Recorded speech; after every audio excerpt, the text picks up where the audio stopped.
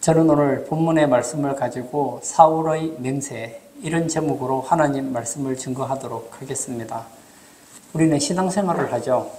이 신앙생활을 하다 보면 가끔씩 이 비성경적인 판단으로 중요한 일을 거르치는 경우가 있습니다. 예를 들어서 사고를 당했어요. 그러면 상식은 뭐죠? 빨리 병원에 가서 도움을 받아야 되겠죠. 뼈가 부러졌으면 정형외과에 가야 될 것이고, 어쨌든 중증외상센터에 가서 생명이 위급하면 도움을 받아야 되는 거 아닙니까? 그런데 나는 하나님을 믿습니다. 하나님은 전능하시기 때문에 모든 것을 하실 수 있습니다. 저는 기도로 매달리겠습니다. 물론 그렇게 해서 나을 수도 있겠죠. 그러나 이것은 보편적이지 않다는 거예요. 하나님께서는 전능하시기 때문에 모든 것을 다 하실 수 있습니다. 그럼에도 불구하고 하나님은 인간의 의학을 통해서 고치는 것도 기뻐하신다는 거예요. 여러분, 우리가 믿는 그 기적에는 상식도 포함되는 거예요. 성경적인 믿음은 합리적인 상식도 포함된다는 거예요. 리더에 있는 사람들이 이런 상식을 자꾸 무시할 때에 많은 사람들에게 어려움을 줄 수 있다는 것입니다. 오늘 본문의 내용이 그러했습니다. 블레셋과 전투를 앞서서 아버지 사울과는 달리 아들 요나단은 믿음으로 병기된 호위병과 함께 적진을 교란시키고 수비대를 격파했습니다. 하나님께서 요나단과 함께 하셔서 블레셋 주력 부대에 결정적인 두려움을 안겨다 주었습니다. 아울러 이 두려움에 숨어있던 사울의 군사들이 이것을 보고 용기를 얻어서 전투에 가세하게 됨으로써 이스라엘이 블레셋을 이기고 승리할 수 있는 틀을 잡게 되었습니다. 근데 사울왕이 갑자기 어리석게도 맹세를 시키는 거예요. 저녁까지 금식을 하게 한 겁니다. 24절을 볼까요? 이날에 이스라엘 백성들이 피곤하였으니 이는 사울이 백성에게 맹세시켜 경계하여 이르기를 저녁 곧 내가 내 원수에게 보복하는 때까지 아무 음식물이든지 먹는 사람은 저주를 받을지어다 하였음이라. 그러므로 모든 백성이 음식물을 맛보지 못하고. 여러분, 얼마나 어리석은 행동입니까? 지금 전쟁을 해야 되는데 밥을 굶겨요. 배가 고파요. 아니, 전쟁을 하려면 잘 먹어야 될 거 아닙니까? 그런데 전쟁의 지휘관이라는 사람이 금식을 명하는 그런 엉터리 같은 지휘관이 어디 있겠습니까? 이건 상식선에도 미치지 못하는 발상입니다. 사울이 내뱉은 이 맹세가 하나님의 뜻에 일치하지 않을 뿐만 아니라 승리를 앞둔 전쟁에 찬물을 끼얹고 말았다는 것이죠. 저는 오늘 본문을 통해서 이 사울의 맹세에 대해서 살펴보려고 합니다. 첫 번째는 사울이 맹세한 이유와 교훈입니다. 이 전쟁이 일어나면 병사들에게 군수물자를 적절히 공급하는 것은 지휘관의 책임입니다. 이것은 전쟁의 승패를 결정지을 중요한 요인입니다. 그런데 갑자기 사울왕이 금식의 맹세를 시킵니다. 그냥 평범하게 싸우면 안 됩니까? 이 사울이 이렇게 금식을 시켰던 이유는 간단하죠. 금식은 아주 극단적인 경우에 하는 거잖아요. 그냥 일반적으로 싸우면 하나님이 돕지 않으실 수도 있기 때문에 금식이라는 극단의 방법으로 하나님께 헌신하는 표시로서 금식을 한 거예요. 다시 말하면 사람들이 배가 고프면 얼마나 간절해지겠습니까? 상식적으로. 그래서 하나님께 더 매달릴 것이고, 그리고 백성들도 오늘 저녁까지 저녁을 먹지 못한다고 하면 이를 악물고 싸울 것이라고 생각했습니다. 근데 이게 결과적으로는 그렇게 안 됐다는 거예요. 사울의 생각에는 그냥 보통으로는 안 되고 하나님 앞에서 뭔가 특별한 것을 해야 되는데 그렇게 하려면 전체가 금식을 하는 수밖에 없다 생각했다는 것이죠. 근데 이거는 사울의 생각이지 하나님의 생각이 아니었습니다.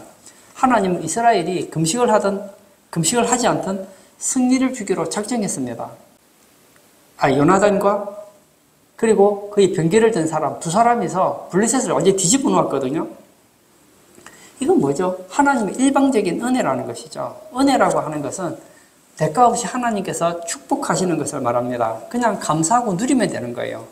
그런데 사울왕에게도 이런 믿음이 없으니까 자꾸 율법적으로 하게 되는 거예요.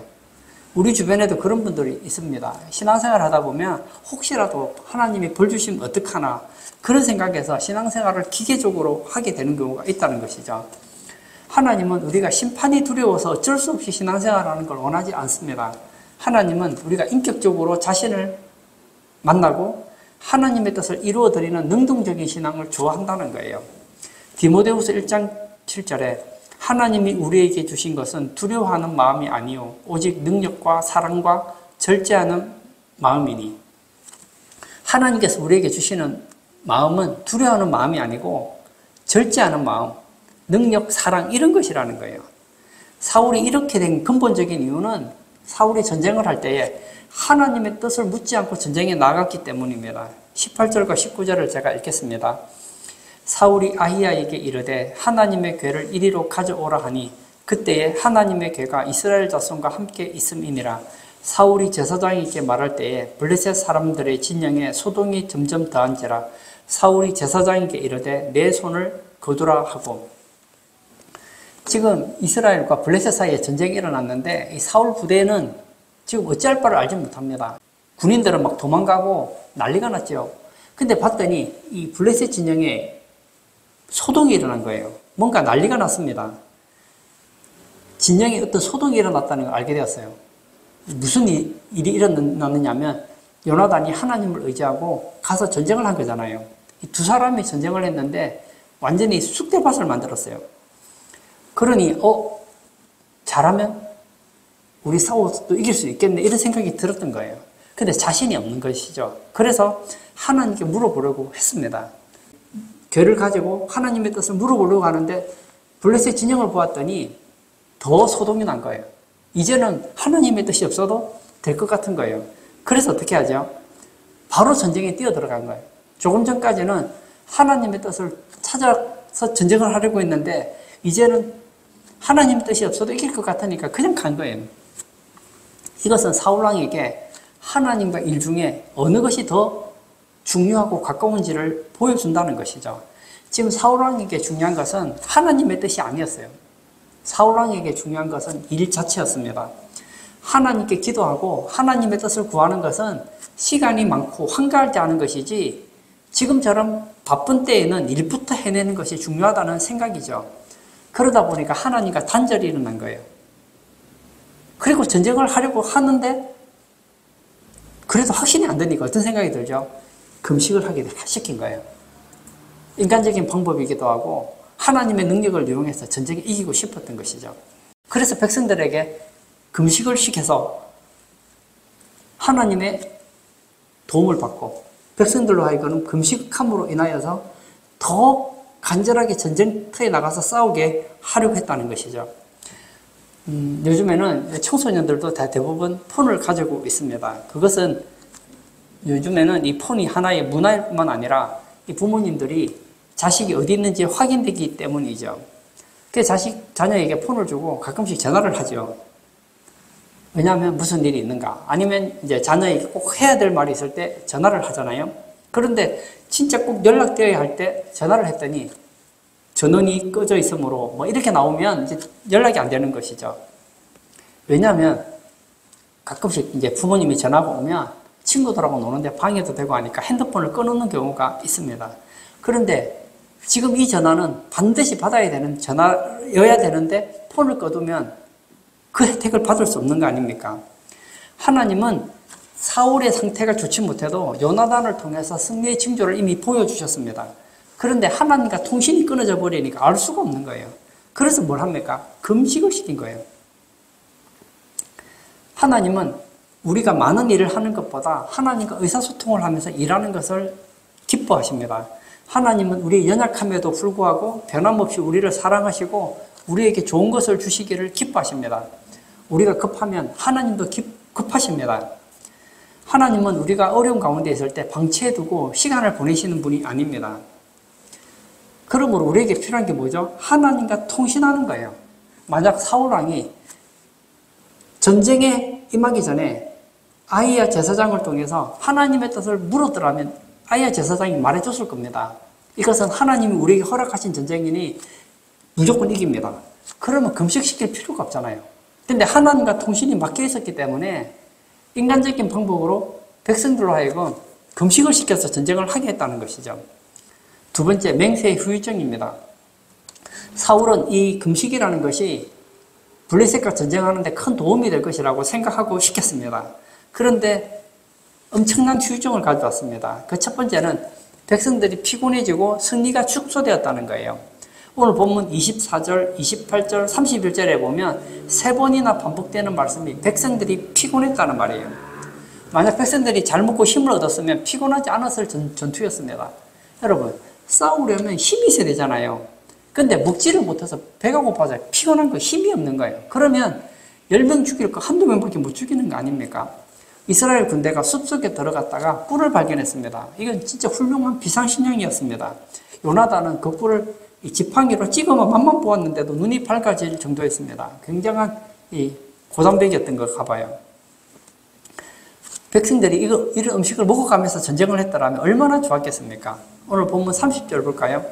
하물며 백성이 오늘 그 대적에게서 탈취하여 얻은 것을 임의로 먹었더라면 블레셋 사람을 살육함이 더욱 많지 아니하였겠느냐. 맞지요?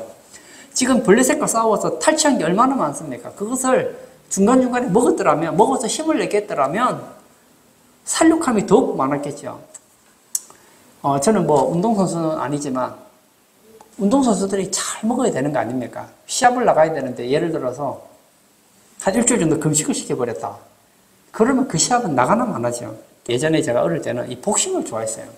근데 저는 이해가 안 되는 게 이 복싱 선수, 세계 챔피언이나 이런 동양 챔피언 나가는 우리 선수들을 보면 시합을 하기 전에는 그렇게 빠르고 잘하는데 정작 시합을 할 때가 되면 내가 못 치고 맞다가 KO 되는 경우를 봤거든요.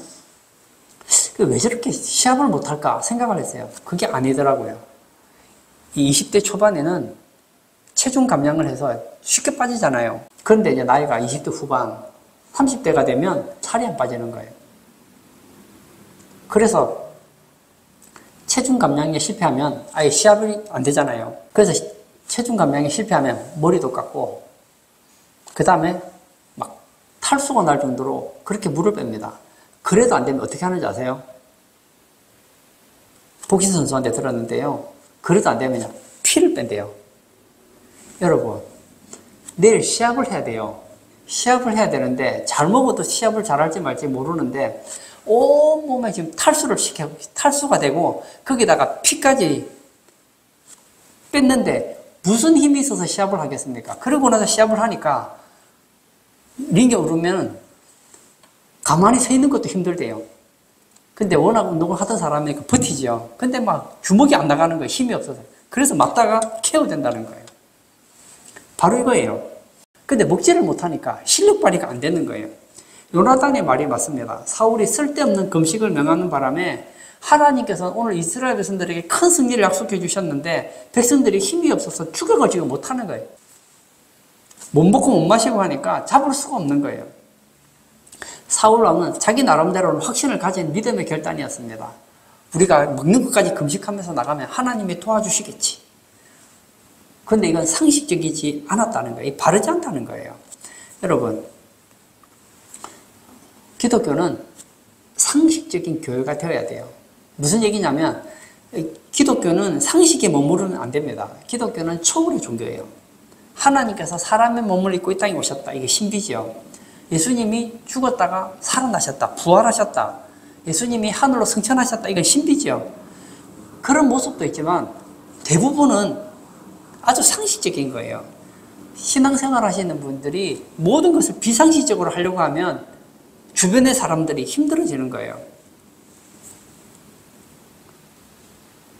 아이가 지금 못 먹어서 힘이 들어있는데 그럼 어떻게 해야 되죠? 상식적으로 애가 지금 못 먹어서 힘이 없으면 먹을 걸 먹여야 되는데 부모님이 아니야.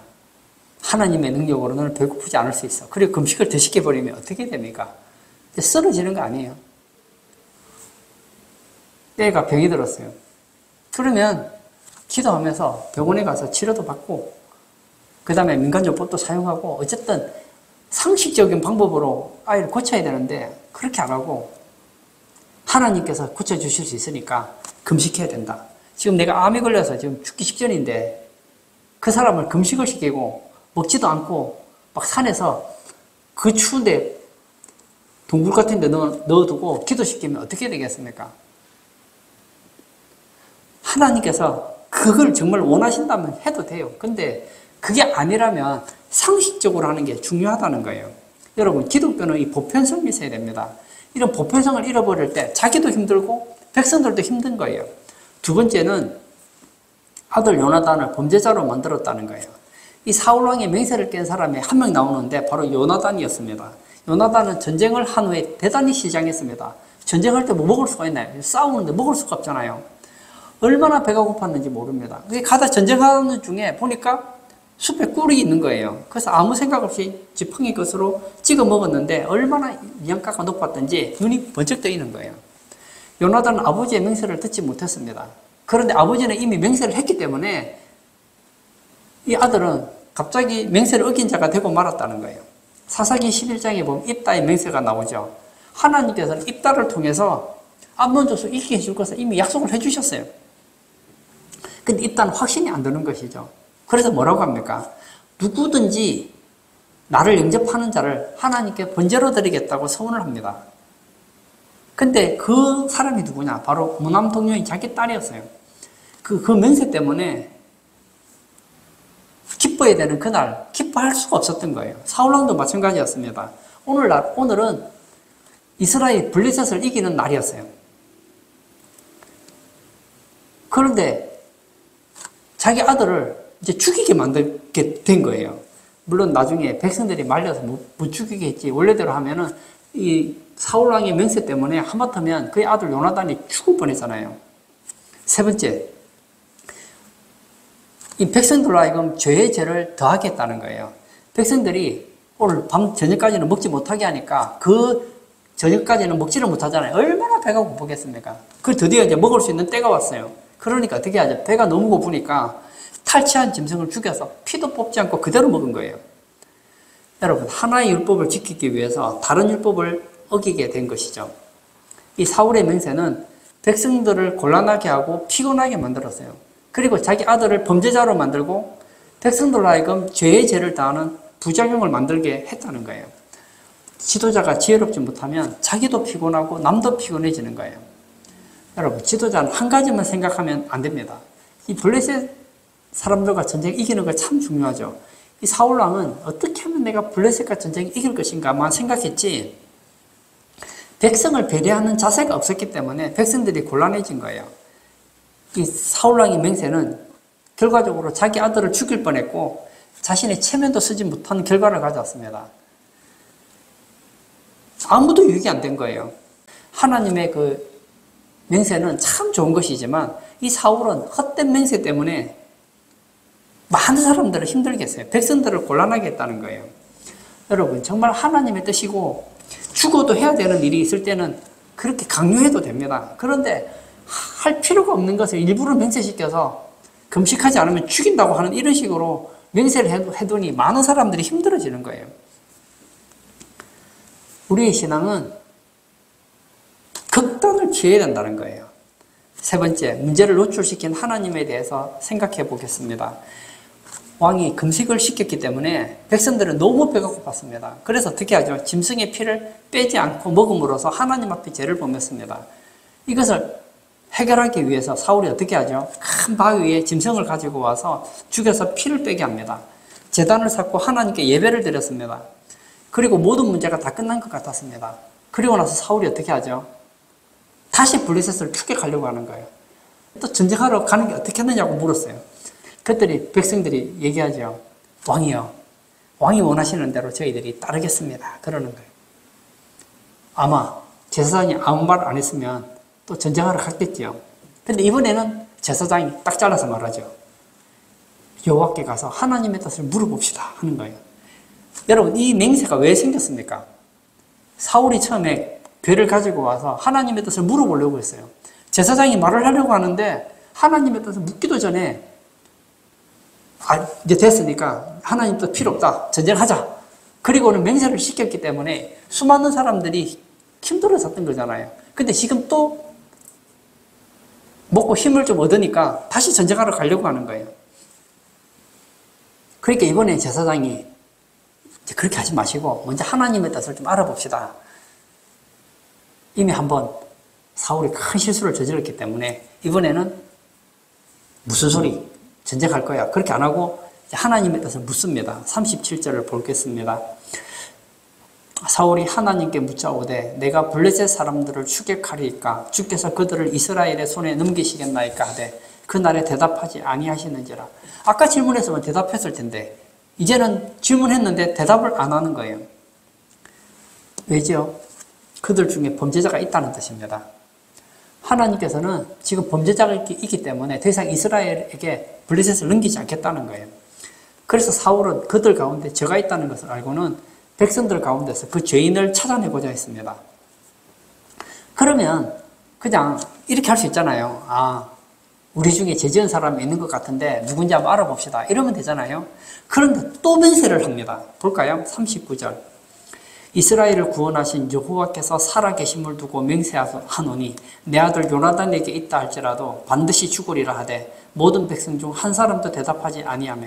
왜 한 사람도 대답하지 않습니까? 백성들은 다 알고 있어요. 지금 그 죄인이 누군지를 알지요. 누굽니까? 그의 아들 요나단이잖아요. 사울 왕만 몰라요. 괜히 맹세해서 또 아들도 죽게 생겼어요. 그냥 하나님에 대해서 알아보면 되는데 이 사울의 특징은 맹세를 너무 쉽게 하는 거예요. 조금 전에 맹세를 했는데 백성들에게 먹혀 들어가지 않으니까 더 강하게 말하는 거예요. 맹세를 했더니 맹세한 후에 제비를 뽑았습니다. 뽑았더니 누가 걸립니까? 설마 내 아들 요나단이 걸리리라 생각도 안 했는데 제비를 뽑았더니 요나단이 제비를 뽑혀서 죽게 된 거예요. 음식을 먹는 자는 저주를 받으리라 할 때 아들이 먹을 줄은 생각도 못했습니다. 그래서 아들이 걸린 거예요. 여기서 생각할 것이 있습니다. 하나님은 요나단이 꿀을 찍어 먹은 것을 작은 죄로 생각하지 않았다는 거예요. 요나단의 죄는 큰 죄가 아니었습니다. 그는 왕이 금식을 선포하는 날 지팡이 끝으로 꿀을 조금 찍어 먹었을 뿐입니다. 그것도 모르고 한 것이었어요. 그럼에도 불구하고 하나님은 죄가 있다고 침묵하셨습니다. 이것을 보면 우리가 하나님 앞에서 함부로 말하는 것이 얼마나 두려운 일인지를 가르쳐 준다는 거예요.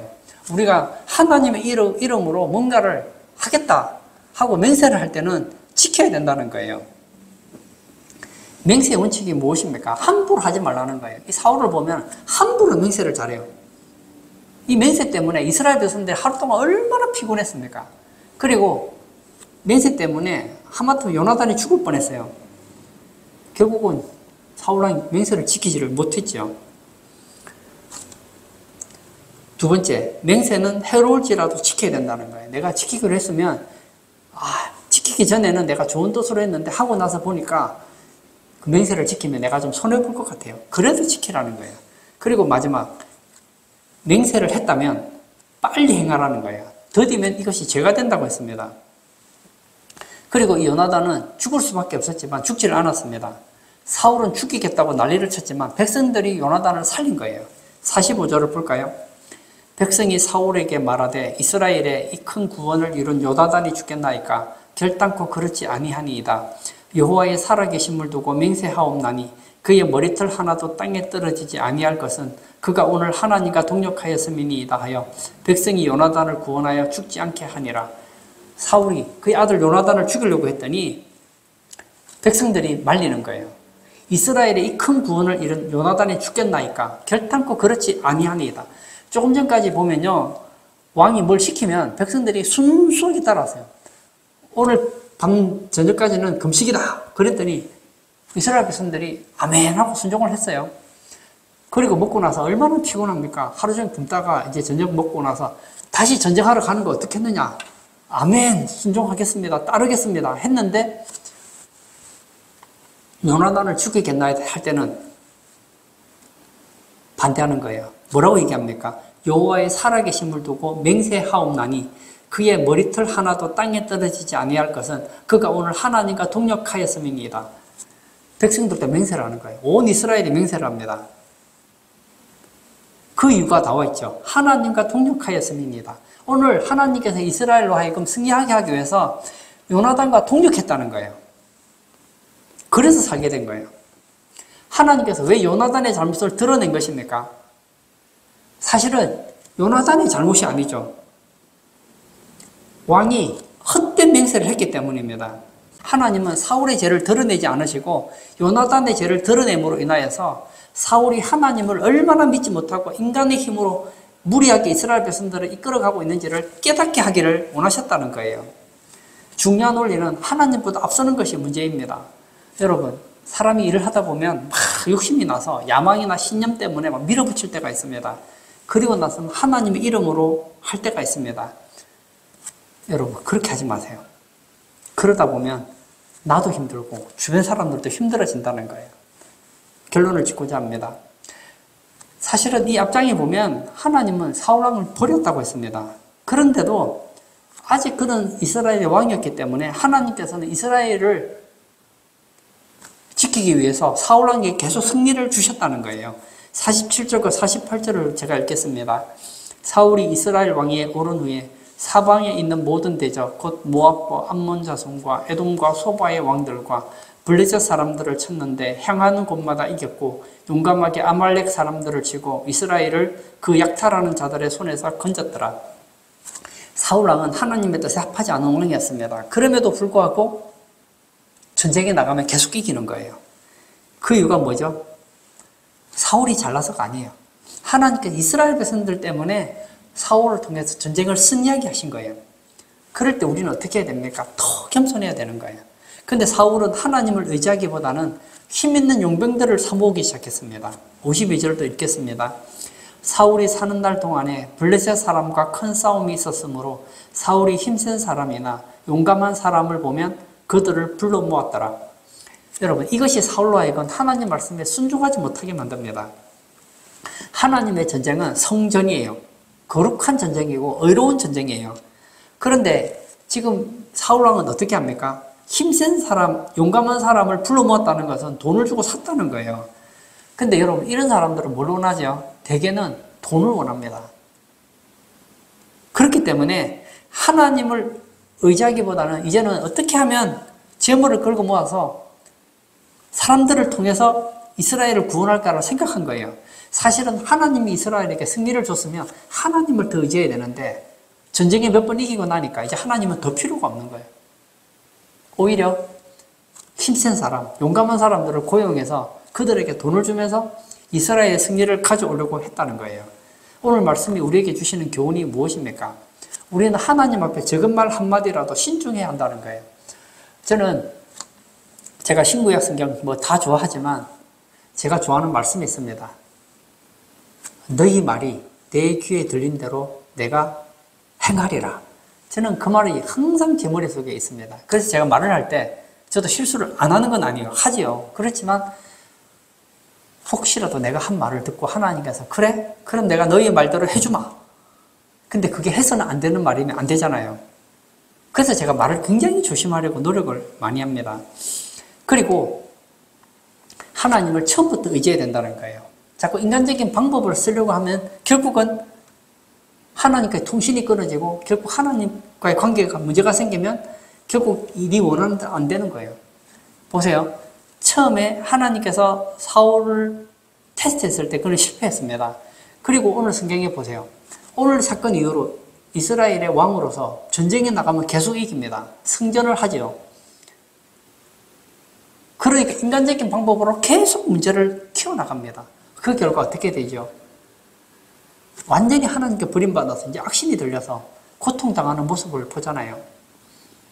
오늘 예배 참석하신 사랑하는 성도님, 쉽지는 않겠지만 우리 앞에 많은 일들이 있잖아요.